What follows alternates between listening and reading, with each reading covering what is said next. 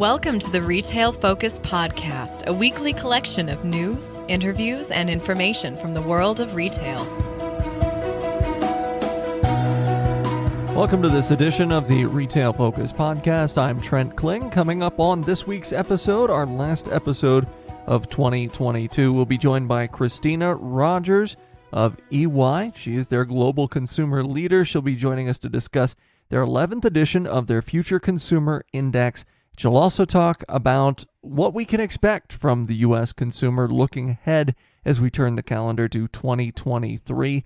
In news, we'll discuss early holiday sales numbers, and in our Looking Ahead segment, we'll look ahead at shoes and the shoe dynamic within retail as a number of shoe-related stories have broken over the past couple of weeks. Quick reminder, you can check us out on social media at Retail Podcast on both Instagram and Twitter, and we thank everyone who has listened to the show during 2022. We certainly do appreciate all our listeners out there, and if you'd like to drop us a line, you can do so, retailpodcast@gmail.com, or even if you've got an idea for a guest, we appreciate hearing all of those. All right, so let's talk about early holiday retail spending numbers as they've begun to roll in earnest, despite some relative bearishness from third-party data and some other forecasters.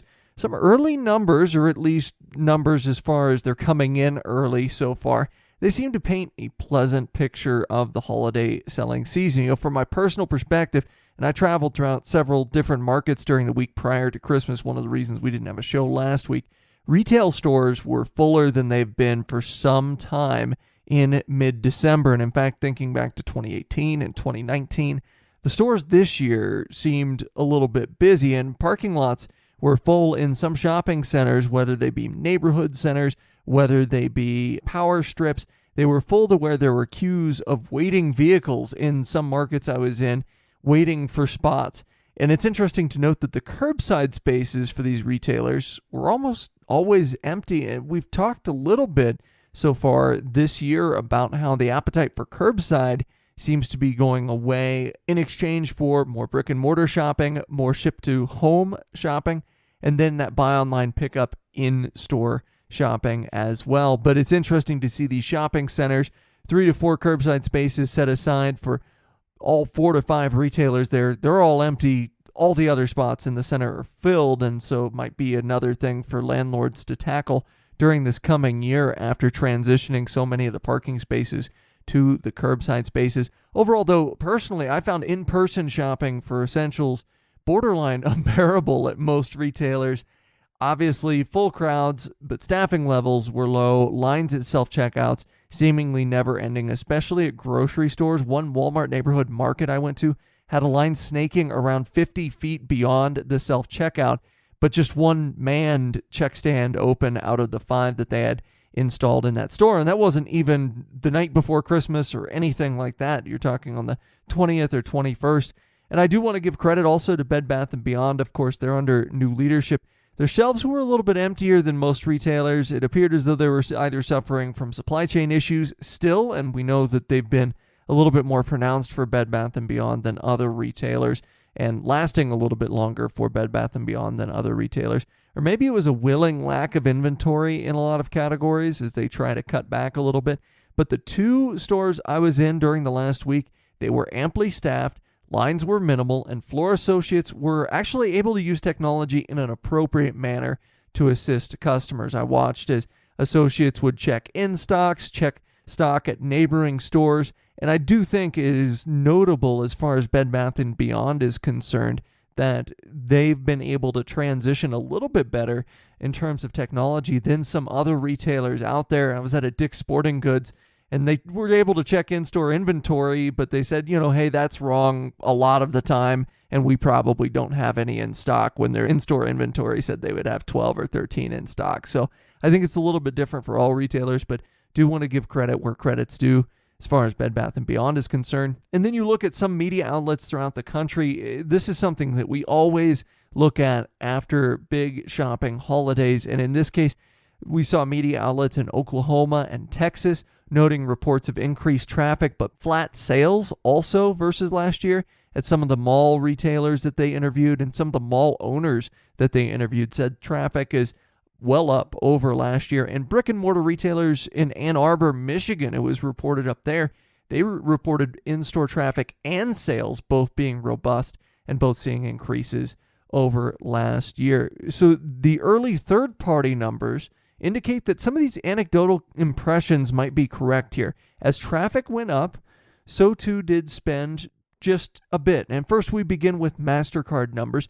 MasterCard is usually the first firm every holiday season to produce numbers, also one of the first firms to produce numbers after Black Friday and Cyber Monday. But we should remember that immediate numbers can vary slightly from those that come out after the season concludes in full, in part because those retailers would be reporting returns, and in part because a lot of holiday season metrics include the time running up to New Year's. But still, MasterCard had U.S. sales up 7.6% in the period between November 1st and November 24th. Depending on the inflation metric you use, this is roughly in line with year-over-year inflation, or even ahead of it slightly, like I said, depending on your metric. The sales increase beat MasterCard's own projections. Those were fairly bullish at 7.1% increases year over year. And even those numbers accounted for more sales being pulled into October, which is something MasterCard analysts said was likely to happen, and something a lot of people noted did happen as we got earnings results from October. Now, we should mention that the inclusion of restaurant sales in the MasterCard data does skew this a bit. Restaurant sales were expected to cannibalize slightly from retail sales, and so the projections that called for retail sales exclusively outside of those restaurant sales to rise 4 to 5% were probably in the ballpark, since restaurant sales, according to MasterCard, rose by over 15%. And on this show, we typically exclude restaurant sales from some of those macro level numbers. Now, in terms of categories, apparel actually took a surprising jump upwards to 4.4%. And the reason I say it was surprising, some people did forecast for this, but apparel was the one category where everyone we've interviewed over the last 3 months, they didn't have any kind of a consensus. Some interviewees thought sales would be very strong as people continue to seek out in-person experiences and therefore seek out the apparel that goes with those in-person experiences. But some thought sales would be squeezed as people focused on maybe lower and higher cost items, kind of that barbell effect or bifurcation, if you will, depending on their income group. But 4.4% is at the higher end of any projections we saw for the holidays. And Deloitte's consumer survey, so this is thinking back a few months ago, Deloitte's survey of all these consumers in the U.S., they showed that shoppers expected to spend less on clothing and accessories this year versus last. And I think this is interesting. This is always something we note, but we've discussed the difference between intent and execution before. This is actually something Kristina Rogers will talk about a little bit as far as those eco-friendly buyers or those environmental-minded buyers. Oftentimes they say things matter, but when they speak with their pocketbooks, they say quite another thing. And so there's this difference between intent and execution. A great example of this would be that Deloitte's consumer survey had significant differences in e-commerce versus brick and mortar intent versus their execution. Now, this is very typical. One thing we've learned over the past 3 to 4 years, as you look at some of this data, as you look at some of these consumer interviews, people think they buy more online than they actually do. And in fact, this year, if you look at Deloitte's survey, shoppers said the split would be about 63-35 towards online, that 2% unsure. But MasterCard had online sales at 21.6% of retail sales, which is up from the 20.9% market share online sales had last year, according to MasterCard's numbers. But it was well short of the amount that consumers thought they were going to spend online. And customers obviously felt the same regarding apparel this year. People thought they would buy less, but they ended up buying more over last year by that 4.4%. And this could be seen as a potential win for some retailers. We won't know exactly who until the fourth quarter earnings come out. But customers in Deloitte's survey elsewhere, they accurately predicted their pullback in electronics, which is bad news for other retailers. Per MasterCard, electronics sales fell 5.3% year over year, which is slightly less than the consumers had notified Deloitte. The consumers were looking at as much as a double-digit decrease in spending on electronics, but you see it fall 5.3% year over year, again, according to MasterCard's data.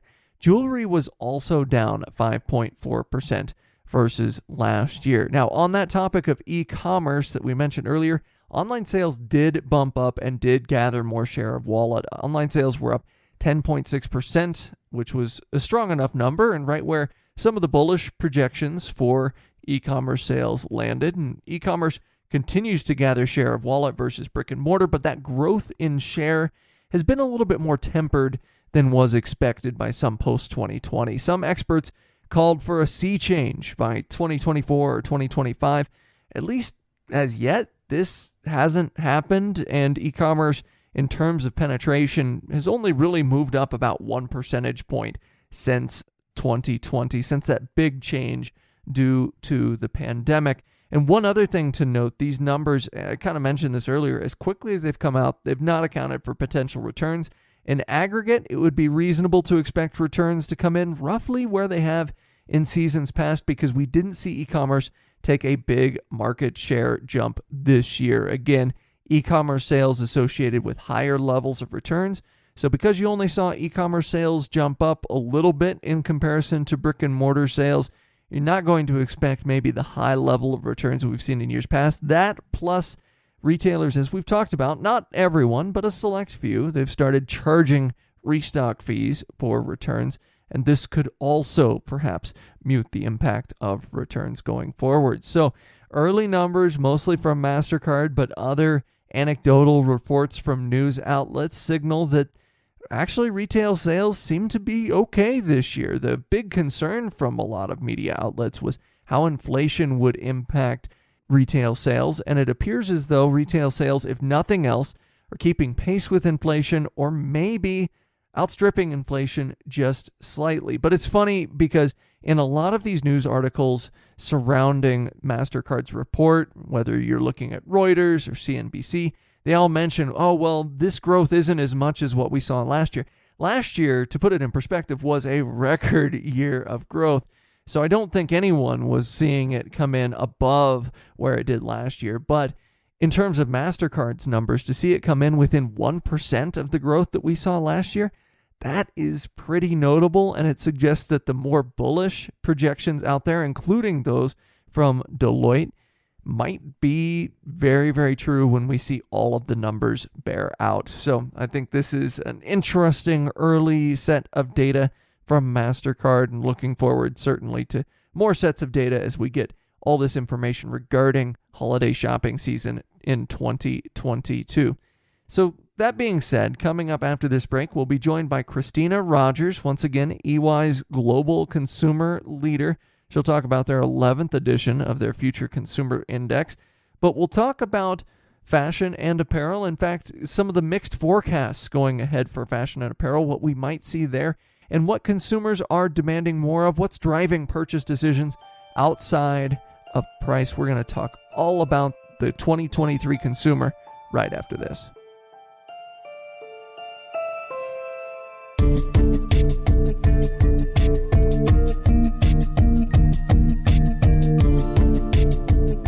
As we prepare to turn the calendar to 2023, it's important to reassess not only the state of the retail landscape, but also the state of the consumer. Various macroeconomic factors have served to drastically alter the way consumers act, think, and behave over the past 5 years, and each year the folks at EY put together the Future Consumer Index for this very purpose, to determine various consumer groups going ahead, what characterizes them, and most importantly, how retailers can best appeal to the ever-changing consumer. Joining us to discuss the 11th edition of the Future Consumer Index, as well as many other things, is Kristina Rogers, EY Global Consumer Leader. Kristina, welcome back to the show. Trent, thank you. Always a pleasure. First, I was wondering if you could provide us some background on the consumer index that you put out, how the data gets collected, and kind of the driving force there behind the research that you do at EY. Sure. Initially, this kind of came to fruition as we all went into lockdown and into the pandemic. So going back even into March of 2020, when I think you and I probably went home one day and said, life is going to change. And from my mind, I thought we need to start tracking this. And so we're at wave 11 now, as you mentioned, because we've been taking the pulse of people all around the world to really understand, first off, and it's transitioned since then, but what was happening to consumers, what were people doing, what were their sentiments, how were they feeling as they were locked down and as we came out of that. And there was a lot of really good content and data and information that was coming out of that we could use with our clients. And so we decided to keep this moving forward. And of course, transitioning away from research around the COVID and health and the pandemic itself, but just what is the pulse of where people are now. And we've widened it out to 27 countries. We added Netherlands, Nigeria, and Vietnam this year.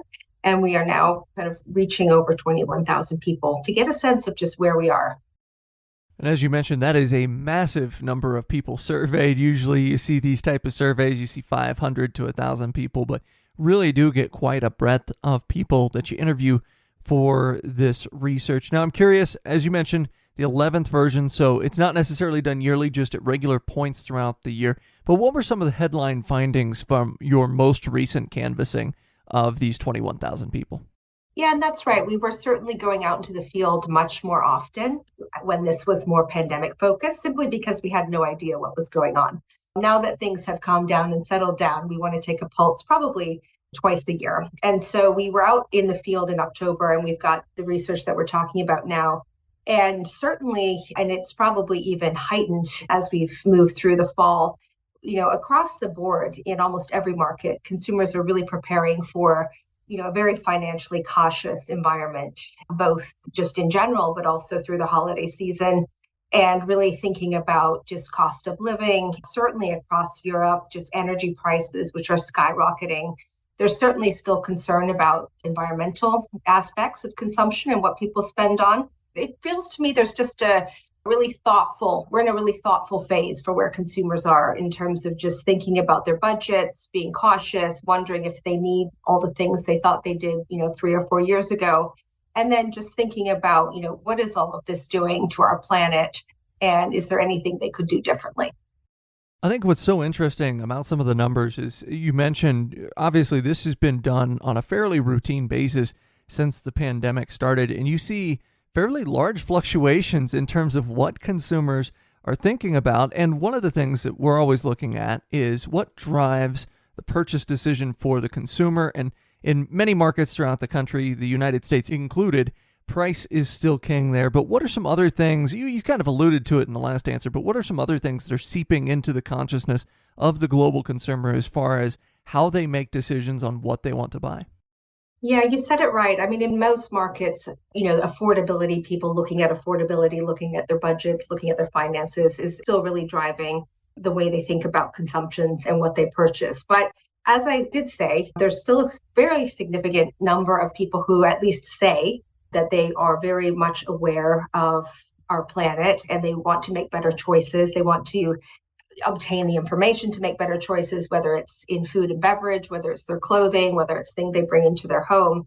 The challenge there, of course, is that does clash with affordability. So one of the things that we're certainly doing with our clients is helping them think through, well, how do we provide what consumers want in this space at a more affordable price point? Because certainly one of the challenges right now is to get consumers products that they believe in and that they feel in line with their values around better planet and sustainability. That can be expensive. And so, that's a real challenge right now. But I mean, the nice thing coming out of the research is that, certainly if you go back to where we were 2 years ago, we all sat at home, right? We saw how much trash we were compiling in our homes. We saw that LA was clear from smog for the first time in 100 years. And, there was a lot of emotional feeling, I think, about the environment throughout the pandemic. And some of that's gone away. People have gone back to habits, but a lot of that is sticking. And what is, I think, the challenge now is to help consumers sort out what it is that they can do and how retailers, how manufacturers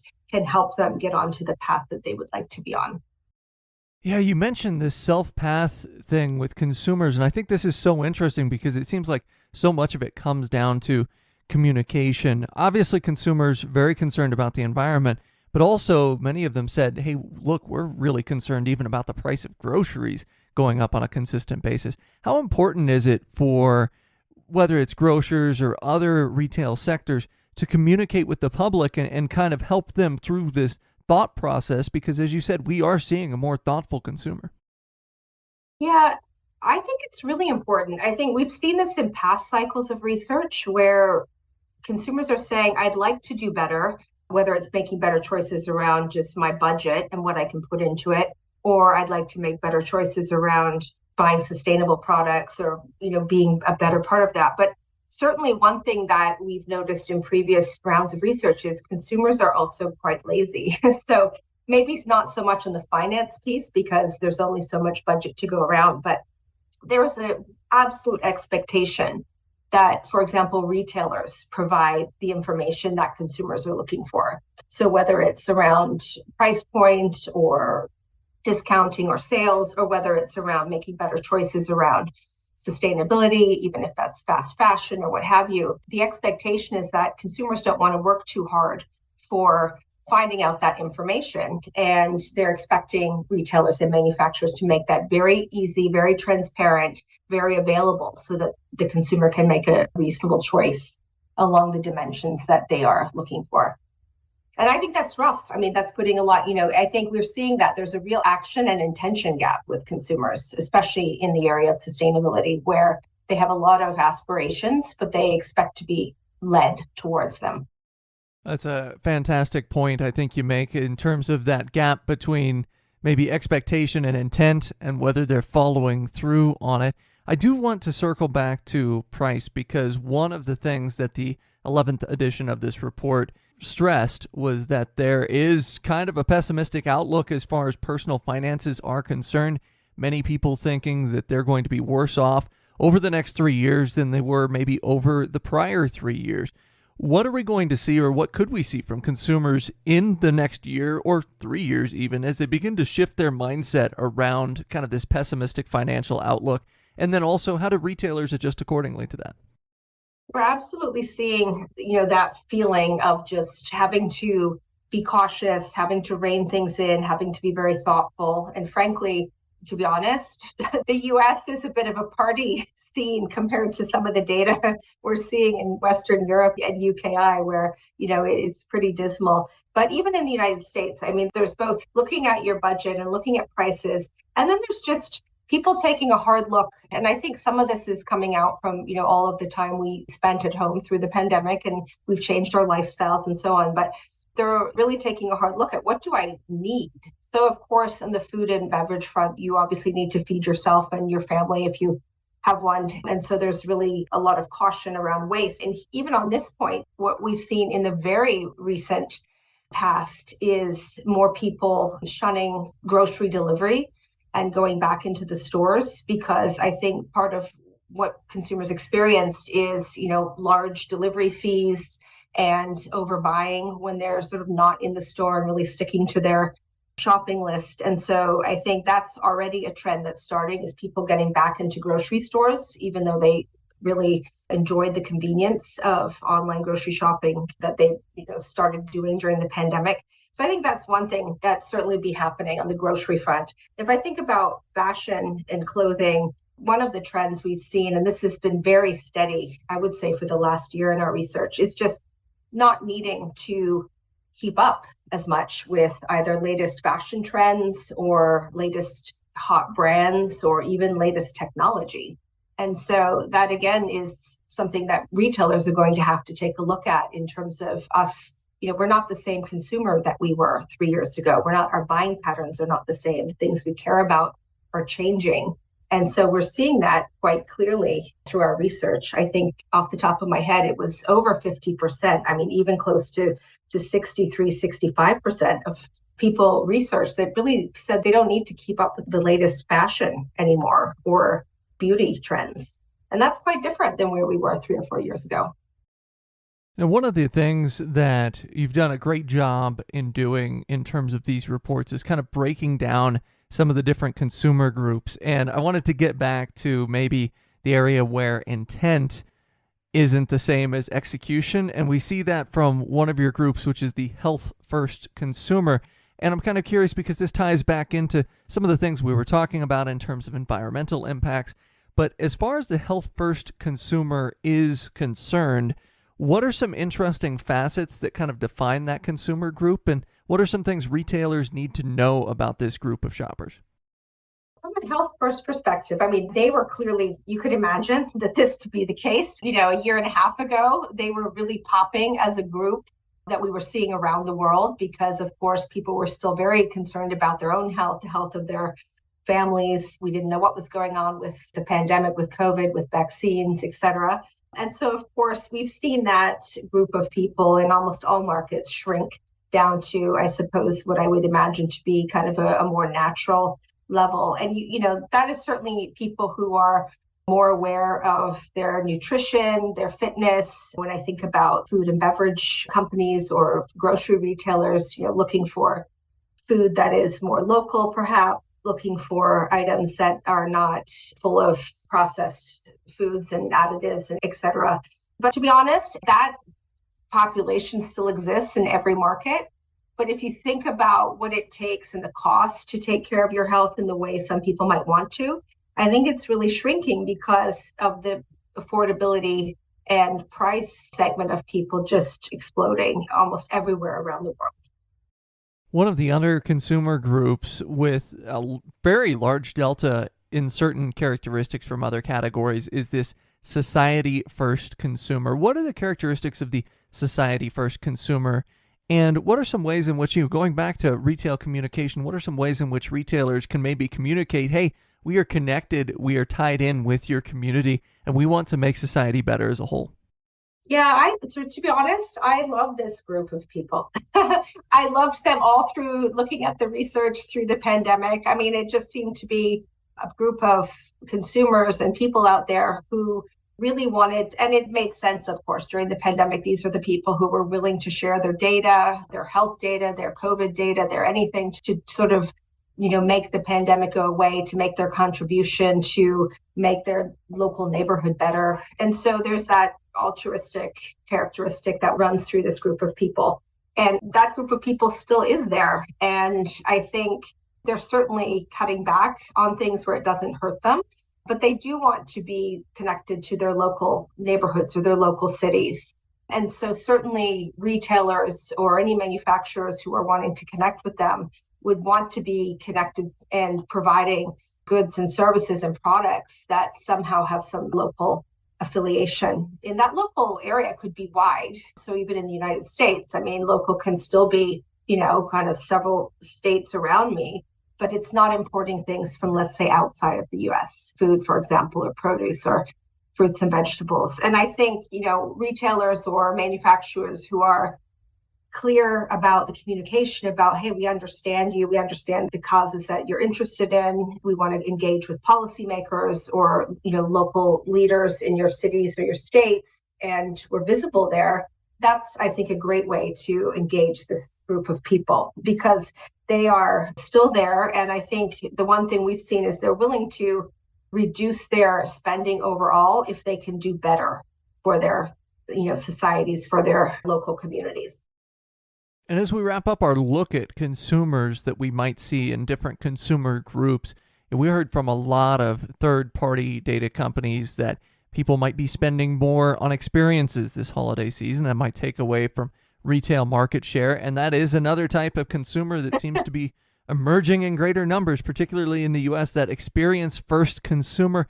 What are some of the characteristics of that experience-first consumer, and how can retailers maybe maintain share of wallet that they're getting from these consumers that are wanting to get out, maybe travel and experience new things? Yeah, and we have seen the US has been pretty steady, actually, in terms of that segment of people that we're researching that is still an experience first segment of people. We've seen a real decline in that group of people across other markets, especially in Europe and in the UK. And I think that's because affordability has just become such a big concern and such a big issue. One thing I would say, so I'll get to your question, is certainly, but I think what we do jump to experience thinking about restaurants and vacations and activities. But the one thing that also pops is looking for a phenomenal experience. Could be a retail experience. It could be a retail digital experience. It's just having something that engages me, that gives me some sort of excitement or just something that, I've been missing. And so I would say definitely not limited to what we think of, say, vacation or leisure. It could be just the best in-store experience or the best digital experience. And when we talk about those other things, though, in terms of dining, vacations, activities, that group of people that are really focused on experience first, they have not cut back as much. So they're sort of kind of day-to-day thinking about budgets and what they're up to is not as gloomy. They tend to have above average education and income. And I think that the data is almost half of them have booked a vacation that they will go on in the next 6 months. And, a good 50% of them intend to spend more on that vacation than they did in the past. So it's definitely a group of people that are making up for lost time, that want to get out of the house. They want to be busy. They want to start enjoying things again.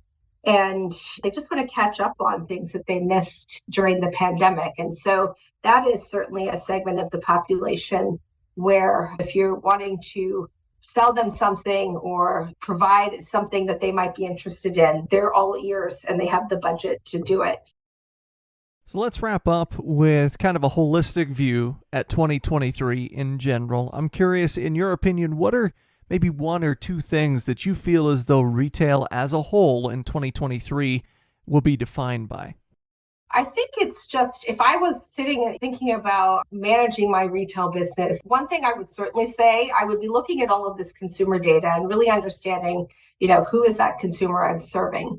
Because I think as a whole, we can't be counted on in the way that we could be, 3 or 4 years ago. We're not buying seasonally. We're buying in all sorts of digital spaces. We want the products and services to come to us. We're buying in completely different ways. And we're really off cycle and we're not sure we care about brands anymore. So, there's a lot of work to do, I think, just to really understand who is out there, what is the value I'm bringing, to that consumer, because people, I think, will still be tight-fisted. My impression from all of the data, the economic data I'm looking at as well, is we're just not the same consumer we used to be. And I'm talking about us, in North America primarily right now, where, we were very consumption driven. We were very deal driven. We thought we needed, more than we probably ever did. And so some of that has gone away. So I really think there's a, real strategic review of who we are as consumers. What's the segment the retailer is going after? What does that segment see as value? How do you build loyalty, which is critical because for certain generations, we don't have enough data in our work to see this, but for certain generations, loyalty is just not something that's built in at this point with the way, people are influenced in social media, et cetera. So there's just a lot of work to do to really understand, who it is you're serving, what do they want, how often are they buying, and how do you build that value and trust and loyalty with that group of people? It seems like a process of simply constantly asking the question, who is my consumer today? Because we are changing more rapidly than ever. Well, Kristina, once again, thank you for taking the time for joining us today on the show. And thank you for all of your great insights as we look at the next 12 months. Yeah, I'm excited to see, let's look back at this podcast in 6 months and see, where we are.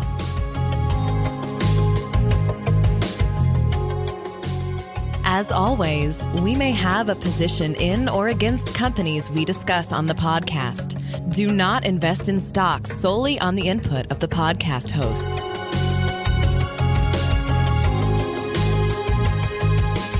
We thank Kristina for joining us, and coming up over the next couple of weeks, we're going to continue to preview what 2023 might look like.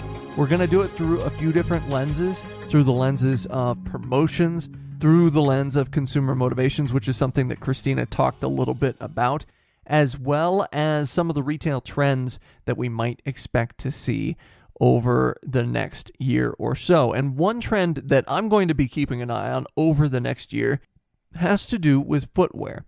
You see, and this is something that has been discussed over the last 12 months or so, with the announcement particularly that Nike was pulling back a lot of their stock from the likes of Foot Locker, is where some of these retail shoe stores were going to see growth or potential growth. Really, a lot of the talk surrounding retail footwear stores was about stemming losses instead of finding growth. Well, a number of news stories came out over the past couple of weeks. It was capped off by a Nike earnings call just before Christmas, in which they reported their second quarter results. And what we know Nike is doing is pulling a lot of their product out of stores, choosing to go direct to consumer, which seems, at least on the sales front, to be paying off for them, because their direct sales were up 16% year over year, up 25% on a currency neutral basis. Now, that is good news. And again, that's just the direct sales portion of Nike's revenue. Now, the bad news for Nike is that their cost of sales was also up 24% year over year. And this represents a massive change. Part of this is from what they call demand creation, which is essentially marketing and advertising. But a lot of this is overhead expense. And they said on the call and in the prepared remarks, look, a lot of this expense is because of our direct fulfillment and our direct sales. There are a lot more costs associated with this. And as such, you saw the cost of sales increase. So obviously, I don't think Nike is going to backtrack on this mission anytime soon to sell more direct to consumer. And again, we're seeing about 1 out of every 5 pair of shoes now be sold direct to the consumer. But I think you're going to see maybe not as robust of a direct to consumer platform from Nike as what some expected. Now, part of this is because another study came out that said that people were watching what they spent on footwear as a result of inflation-related concerns. And this came by way of AlixPartners through the outlet Retail Dive. But 43% of women and 30% of men in this survey said that they had actually taken away the priority from footwear purchases due to inflation-related concerns. And what's worse is, for brands like Nike, at least, 60% of those surveyed said they'd switch footwear brands, and 80% said they'd switch retailers to save money. And of course, Nike is not a brand you typically purchase if you're looking to save money, at least not if you're a sneakerhead there. And what's interesting is also 77% of the people polled in this survey said they chose to shop for shoes in store in the last 12 months. Now, there was a slight increase also in those that have bought shoes online, but ultimately for Nike, you're looking at a retailer that outside of larger markets in the U.S. doesn't really have a brick and mortar presence. I think this is one of the reasons why you see Nike's continued partnership with Hibbett Sports and City Gear, which is a company that has far more outlets in rural areas, far more outlets in the American South than does Nike. So you have this direct-to-consumer dynamic, and then you also have this announcement from DSW, or really their owner in Designer Brands, their parent company, which is that they've acquired Topo, which is a kind of road and trail running shoe source to add to their private label brands. DSW is seeking to increase their private label brand penetration over the next few years. They said their goal is to reach 1/3 of all sales by 2026 in terms of their own brand sales or their private label brand sales. And this would seem to dovetail nicely with consumers willing to maybe trade down a little bit if the price point is right. However, one of the reasons why I kind of question this is because when you look at Topo and the acquisition there from DSW, I don't know a whole lot about footwear. I'm not a sneakerhead, but I am a runner. And I can tell you that running groups I belong to, and out of all the people I run with, no one really likes the Topo shoe. So DSW has basically acquired something that, at least in the running community, isn't smiled upon, at least when you consider market share gains by the likes of Brooks and Hoka in this space, as well as some other up-and-coming brands that are there. So interesting play by DSW.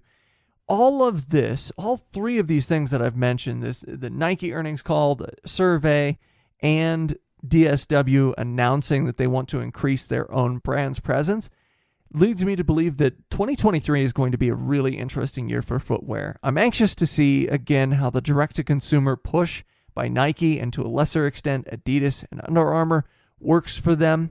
You're seeing Nike costs go up. You're seeing sales, of course, direct sales go up because people don't really have another outlet to turn to. So ultimately, does this play work out for Nike in 2023? I don't think you're going to see Nike backtrack on this until there's a change in leadership, which may not happen for many, many years. But I am curious to see how this plays out in terms of Nike's bottom line, not their top line, but in terms of Nike's bottom line. I'm also curious to see how much people maybe push towards other brands and trade away from Nike and Adidas and Under Armour and some of the typical players in the athletic shoe space, much less some of the bigger players in the fashion shoe space as well. So with that, you look at some of Dick's initiatives, you look at DSW's initiatives in terms of private labels. How much are you going to see their footwear sales potentially increase or decrease with this pullback from Nike? DSW is another store that Nike pulled out of, and we know that they're reducing penetration in Dick's stores as well. So exactly what is the shoe or footwear dynamic we're going to be looking at the end of 2023? Will it shake out that more consumers are okay with purchasing some of these own brands, some of these private label brands? How are consumers treating footwear in retail stores? And do we see an increase in consumers purchasing footwear online despite knowing that there's a very good chance the shoes might not fit properly, or that they'll have to return shoes, which has happened with about 85% of the shoes I have personally purchased online, so can't be the only one out there to be sure. So I think this is a very interesting facet of retail, and certainly one I'm looking ahead at over the next 12 months. Well, that'll do it for us here on the Retail Focus podcast this week. Big thanks to Leighton behind the scenes for helping out. I'm Trent saying so long until 2023. Thank you so much for listening, and we'll be excited to join you once again approximately 7 days from now. This has been the Retail Focus Podcast. For more, visit our website at retailfocuspodcast.com and subscribe on iTunes or Stitcher. Follow us on Twitter at Retail Podcast.